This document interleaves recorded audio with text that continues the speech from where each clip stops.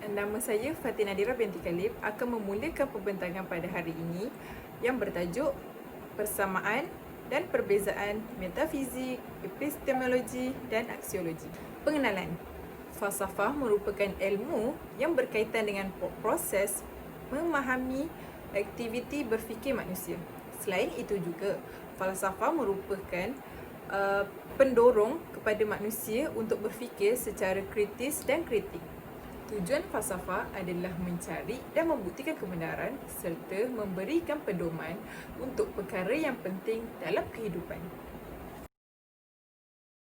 Falsafah berasal daripada dua perkataan Yunani, iaitu philos mencintai, sophia iaitu kebijaksanaan. Okey, istilah falsafah boleh diertikan sebagai perihal mencintai kebijaksanaan. Tokoh yang pertama iaitu Socrates. Beliau merupakan seorang ahli falsafah Yunani dan beliau juga merupakan pengasas falsafah Barat. Okay, beliau pernah mengeluarkan kata-kata iaitu kehidupan manusia yang tidak dinilai merupakan kehidupan yang tidak berguna. Ini kerana pada zaman Yunani, mereka sering berfikir soalan-soalan berkaitan fenomena alam, pemikiran didaktif dan akhirnya menghuraikan falsafah ini datangnya daripada pemikiran manusia itu sendiri. Seterusnya, beliau berpendapat tugas menjadi seorang tokoh falsafah adalah untuk menilai kehidupan dan pengalaman manusia serta menganalisis cara dan memberikan interpretasi, kemudian mencari rumusan yang boleh membawa kepada taksiran secara menyeluruh terhadap ilmu dan kebenaran berkaitan dengan kehidupan dan pengalaman manusia itu sendiri. Okey, tokoh yang seterusnya iaitu Bertrand Arthur William Russell ataupun lebih dikenali sebagai Russell. Okey, Russell ni berpendapat falsafah adalah suatu fahaman ataupun pengertian di antara teologi dan sains. Okey, teologi apa ya? Okey, teologi merupakan spekulasi yang berlaku terhadap perkara yang belum pasti dibuktikan. Okey, untuk sains pula, sains bagi pendapat beliau, sains merupakan takbulan dan logik untuk membuktikan fahaman itu sendiri. Di sini dimaksudkan oleh Russell, falsafah ini kita perlu mengkaji dahulu dan mengkaji dan dibuktikan dengan kajian yang dilakukan. Okey, itu yang dinamakan falsafah bagi pendapat Russell itu sendiri. Okay, Russell memandang falsafah merupakan sebagai suatu bidang kawasan tanpa manusia yang didedahkan untuk serangan antara teologi dan sains. Seterusnya, tokoh yang ketiga iaitu Sharifah Alawiyah Al-Sagaf menyatakan falsafah ialah persoalan yang berkaitan dengan prinsip, realiti, nilai dan ilmu. Okay, di mana yang dimaksudkan dengan prinsip-prinsip ini adalah pegangan seseorang berkaitan sesuatu perkara yang kita boleh nampak dan nilai yang terdapat daripada sesuatu perkara itu adalah dinamakan sebagai falsafah. Seterusnya, beliau juga menyatakan yang falsafah ini adalah cenderung kepada pengumpulan rumusan kepada bentuk mazhab dan sistem pemikiran. Okey, di sini dia menerangkan bahawa falsafah ini adalah rumusan dan rumusan itu dijadikan kepada mazhab ataupun sistem-sistem pemikiran yang ada dalam diri manusia. Sharifah juga menyatakan falsafah adalah pendekatan yang rasional kepada sesuatu masalah ataupun persoalan. Okey, persoalan yang pendekatan rasional yang dinyatakan adalah pendekatan yang terbaik bagi menjawab persoalan dan permasalahan yang dihadapi oleh manusia. Okey, sebagai yang kita tahu, falsafah adalah berkaitan dengan pemikiran. Bila berkaitan dengan pemikiran, kita kena menyelesaikan sesuatu masalahan itu dengan cara berfikir. Itu yang bagi pendapat beliau, dia mengatakan falsafah ini adalah pendekatan yang terbaik bagi menyelesaikan sesuatu masalah dan persoalan yang dihadapi oleh seseorang manusia itu sendiri. Poin yang terakhir, Sharifah menyatakan falsafah ialah suatu penyiasatan yang komprehensif dan logikal mengenai asas-asas pemikiran atas semua aktiviti manusia khususnya dalam bidang sains, seni agama dan pendidikan. Okey, yang dimaksudkan dengan penyiasatan yang komprehensif iaitu kajian yang lengkap dan logik iaitu boleh diterima oleh akal mengenai asas pemikiran atas semua aktiviti manusia ataupun atas semua yang perkara yang dilakukan oleh manusia, khususnya dalam bidang sains, di mana sains adalah kita mengkaji dan kita mendapat result atau mendapat keputusan hasil daripada kajian kita. Dan seni agama di mana falsafah ini macam, kalau seni agama lebih kepada pemikiran bagaimana adanya bintang, bulan, dan kalau dalam pendidikan adalah setiap bidang pendidikan yang kita ceburi akan menggunakan pemikiran, iaitu lebih kepada minda. Itu yang dinamakan falsafah bagi pendapat Sharifah. Pembentangan seterusnya saya serahkan kepada Mimi. Assalamualaikum dan hai. Saya nama Mimi Amira binti Muzaini. Saya ingin terangkan sedikit berkaitan dengan ciri-ciri berfikir falsafah ke arah kebenaran. Okey. Menurut Sidi Ghazabah, beliau mengatakan bahawa bentuk falsafah ini berkaitan dengan makhluk berfikir. Siapa yang dikatakan makhluk berfikir itu ialah manusia itu sendiri, iaitu kita. Okey, dalam kita mencapai, macam mana kita nak mencapai berfikir secara berfalsafah ni? Apabila kita berusaha berfikir yang mengandungi 3 ciri, iaitu berfikir secara radikal, berfikir secara sistematik dan juga berfikir secara universal. Berfikir secara radikal ini ialah berfikir sehingga ke akar umbi ataupun sehingga ke peringkat paling dasar. Okey, untuk berfikir secara ini, dia bukanlah sekadar imbasan ataupun berangan-angan ataupun dengan kata lain hangat-hangat tahi ayam. Tak. Berfikir secara radikal ini ialah dia berfikir secara yang lebih mendalam sehingga mendapat suatu kebenaran.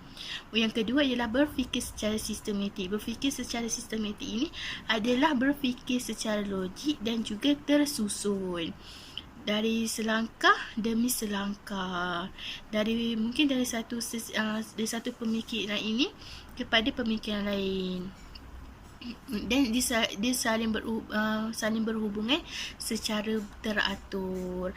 Okey, untuk berfikir secara universal pula, ia adalah berfikir secara umum dan mencakupi seluruh perspektif atau worldview.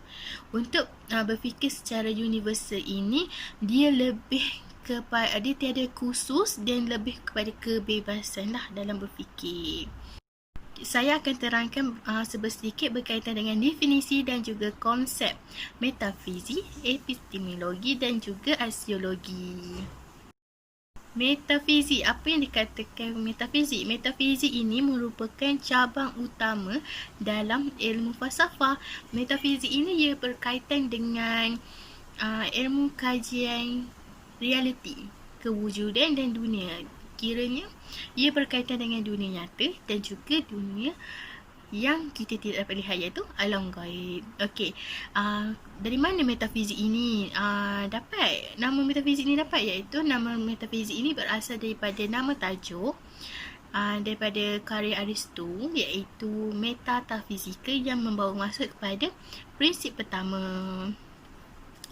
Seterusnya, Immanuel Kant ni, dia berkata konsep metafizik ni dia tentang persepsi kebenaran, di mana ia sebenarnya terhasil daripada struktur kognitif dalam minda manusia itu sendiri.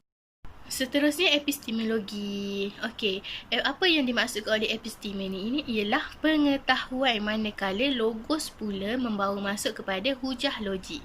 Dari segi bahasa, epistemologi ini merupakan satu cabang falsafah yang mengkaji ilmu pengetahuan.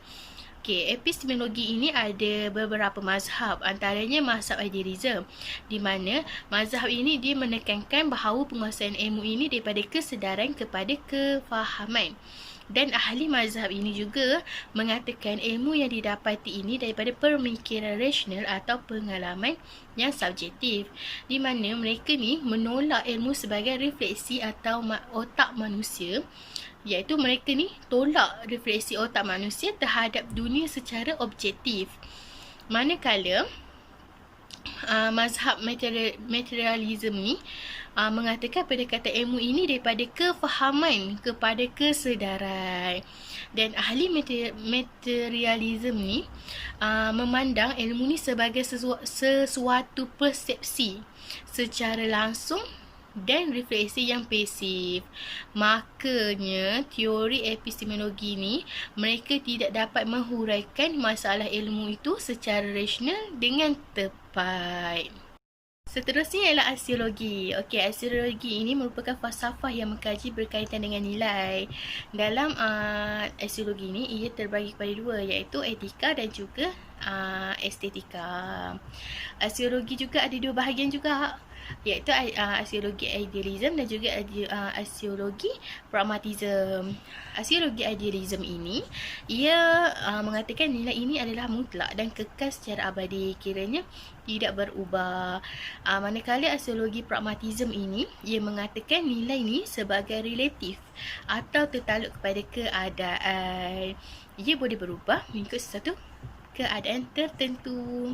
Okey, apa yang dimaksudkan dengan etika ni? Etika ni pula ia mengkaji berkaitan dengan nilai-nilai moral, prinsip moral dan juga tingkah laku serta sifat murni seseorang. Etika ini juga dikenali sebagai falsafah moral. Dan perkataan etika ini diperolehi oleh daripada perkataan Yunani yang membawa maksud adat resam dan juga kelakuan. Okey, etika ni juga suatu disiplin dan ia juga dibahagikan kepada etika normatif dan juga etika metatika.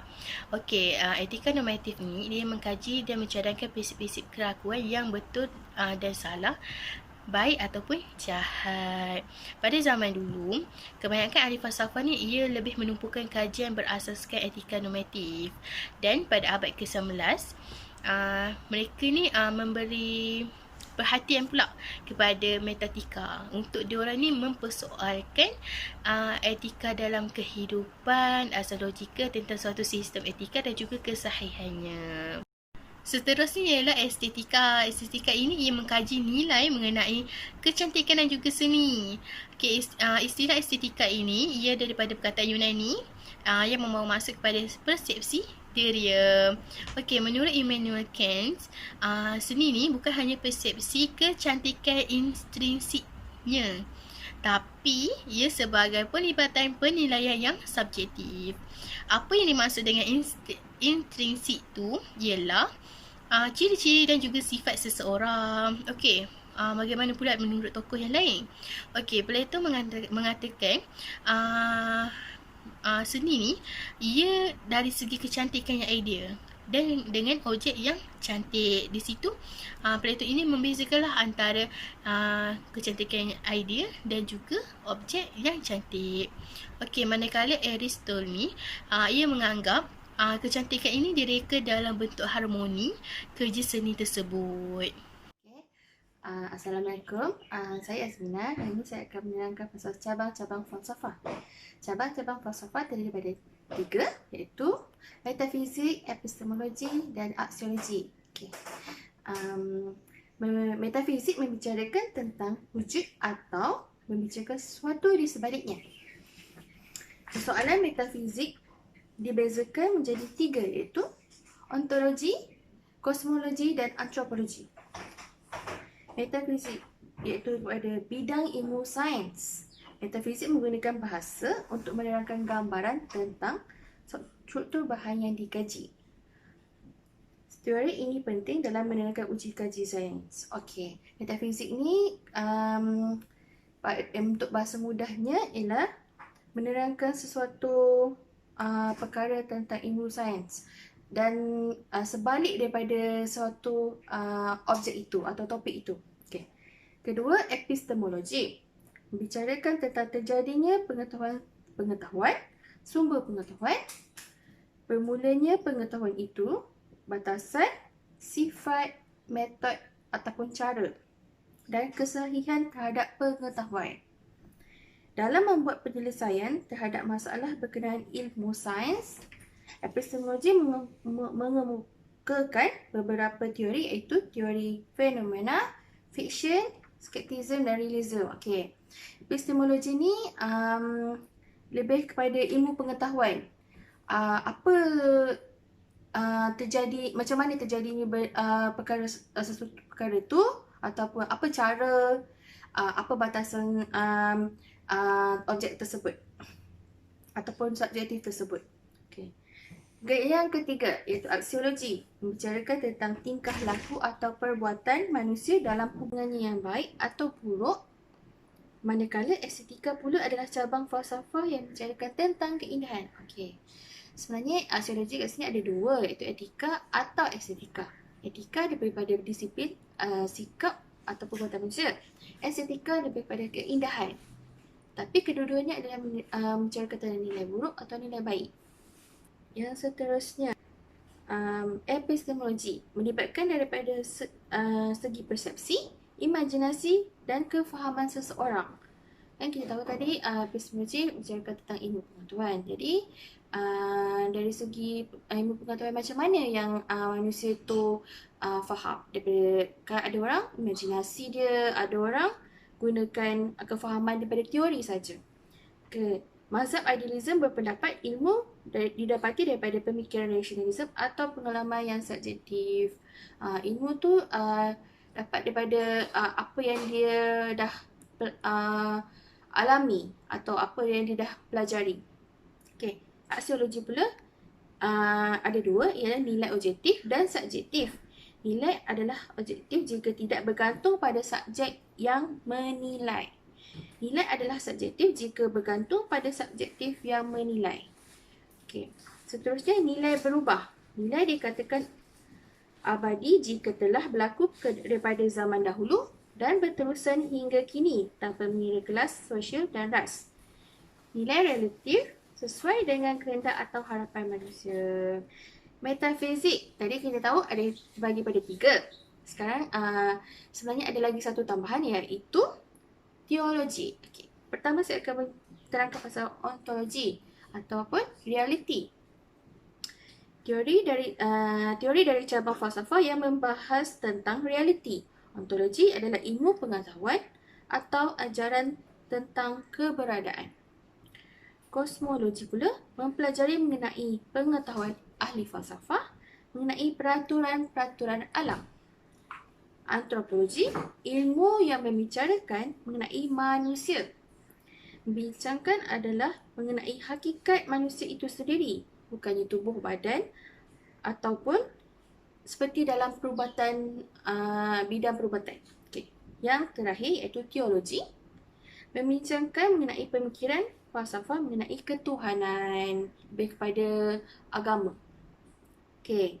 Epistemologi terbagi kepada 3, iaitu rationalism, positivism dan interpretism.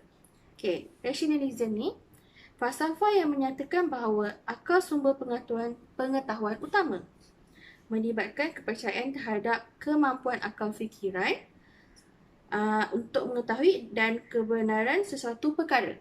Okay, lebih kepada apa yang terbatas di fikiran kita saja. Okay. Positivism, setiap penegasan secara rasional boleh disahkan secara saintifik atau dibuktikan secara logik melalui pemerhatian, eksperimen dan perbandingan. Kat sini positivism, manusia kan akan berfikir, tapi setakat berfikir saja tadi rationalism. Tapi kalau dia membuktikan atau dia melalui eksperimen atau perbandingan kenapa terjadi sesuatu perkara, itu positivism. Yang ketiga ialah interpretism, merupakan falsafah yang melihat kepada interaksi individu di dalam sesuatu masyarakat, tingkah laku dan tidak balas individu terhadap sesuatu. Okey. Seterusnya aksiologi. Pada 3 juga, iaitu moral conduct, aesthetic expression dan socio-political life. Okey. Moral conduct iaitu tindakan moral. Bidang ini melahirkan disiplin khusus iaitu etika, iaitu disiplin seseorang. B iaitu tadi aesthetic expression, iaitu ekspresi keindahan. Bidang ini melahirkan keindahan untuk menunjukkan apa sesuatu keindahan ataupun sesuatu kecantikan subjektif tersebut. C socio-political life, iaitu kehidupan sosial politik yang akan melahirkan falsafah sosial politik. Persoalan-persoalan yang boleh timbul dalam metafizik iaitu adakah terdapat sesuatu badan pengetahuan sejagat untuk dipelajari? Siapakah yang sepatutnya membuat keputusan tentang apa yang dipelajari? Adakah pelajar pada asasnya baik atau boleh dipelajari? Ini terlalu pada umum pada objek tersebut. Sebagai contohnya alam ghaib dan andaian terhadap konsep sebab musabab. Alam ghaib ni kan benda yang kita tak nampak tapi dia fikir sebalik daripada apa tu alam ghaib macam tu. Sama ada ini hubungan kemestian yang pasti ataupun hubungan yang tidak boleh distrukturkan. Okey.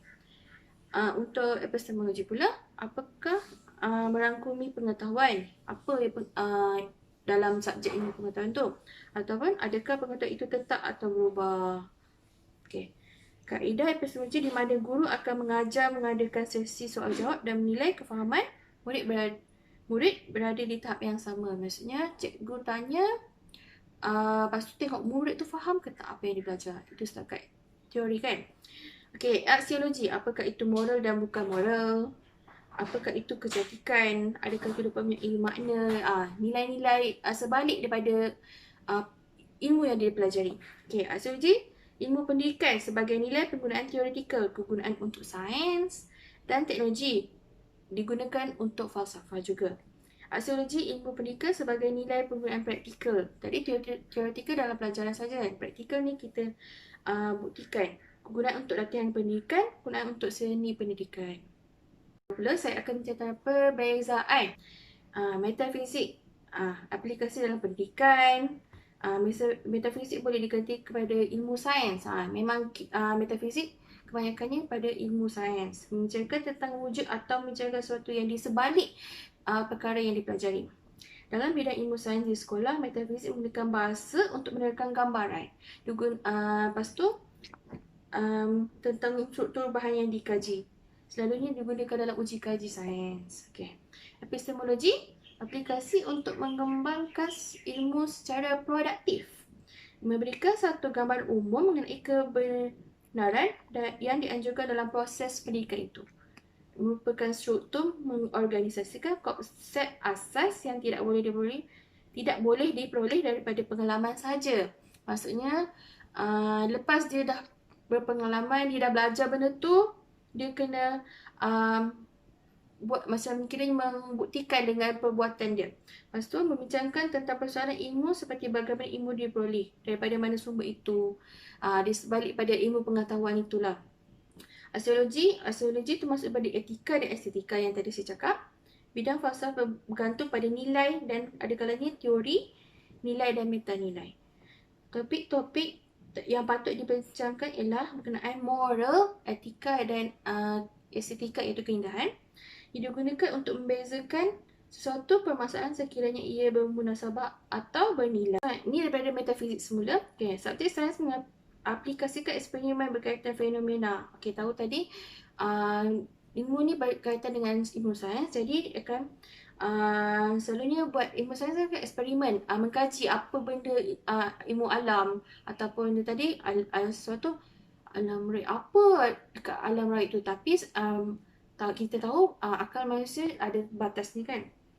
Dalam bidang pengajian ilmu agama juga boleh digunakan dalam bidang metafizik. Okay. Dalam bidang ilmu cabang epistemologi pula, ini mengkaji tentang bagaimana manusia mempergunakan pengetahuan itu. Macam mana guna ilmu pengetahuan tu. Bukan kita belajar je, lepas tu stop situ adalah teori. Tapi kalau macam mana kita guna ilmu lepas kita belajar tu.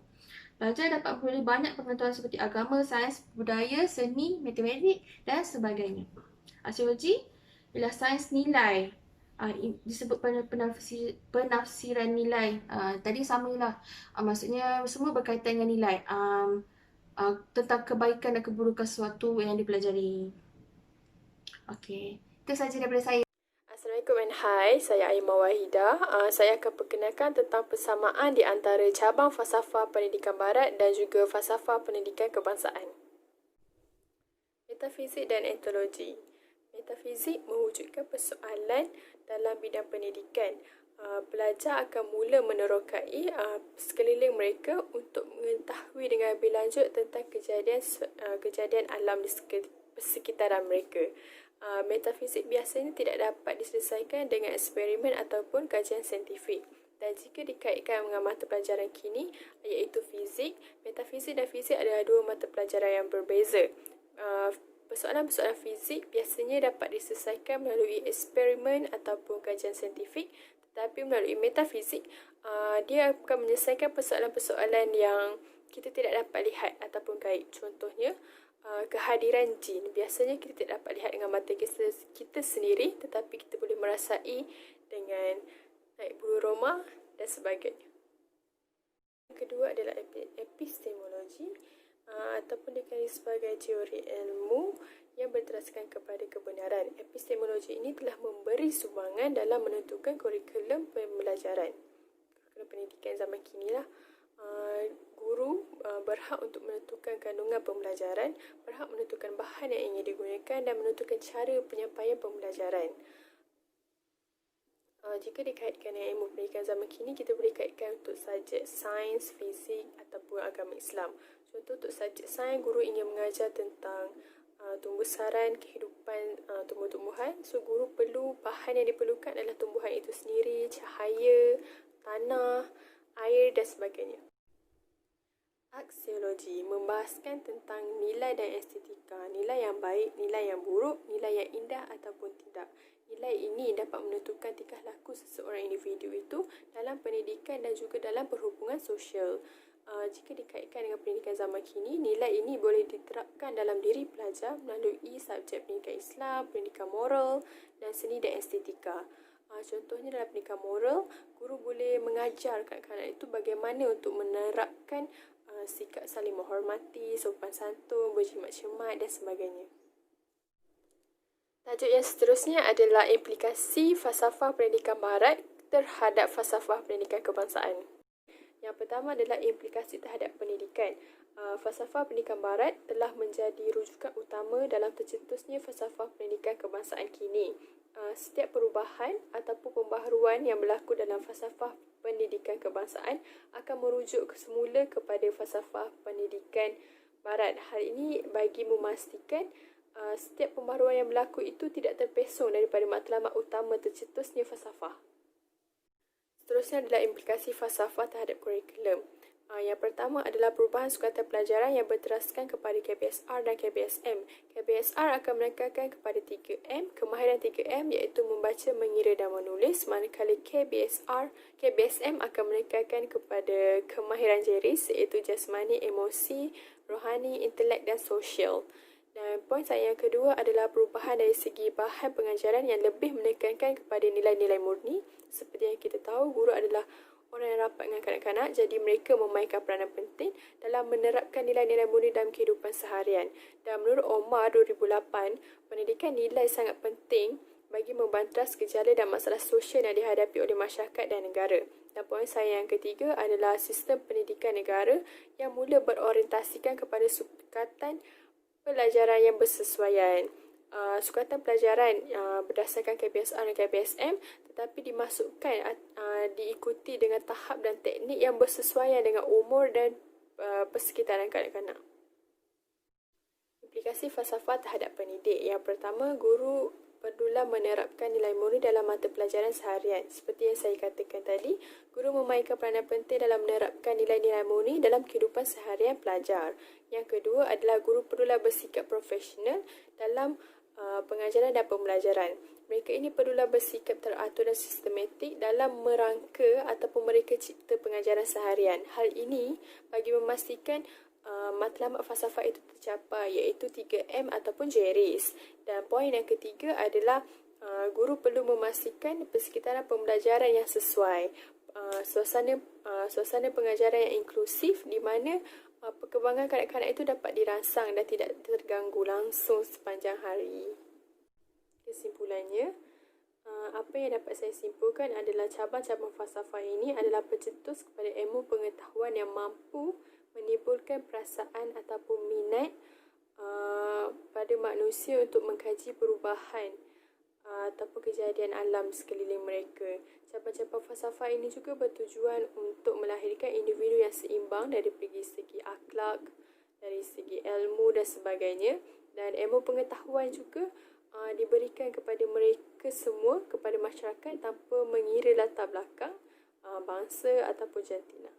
Itu sahaja daripada kumpulan kami. Terima kasih.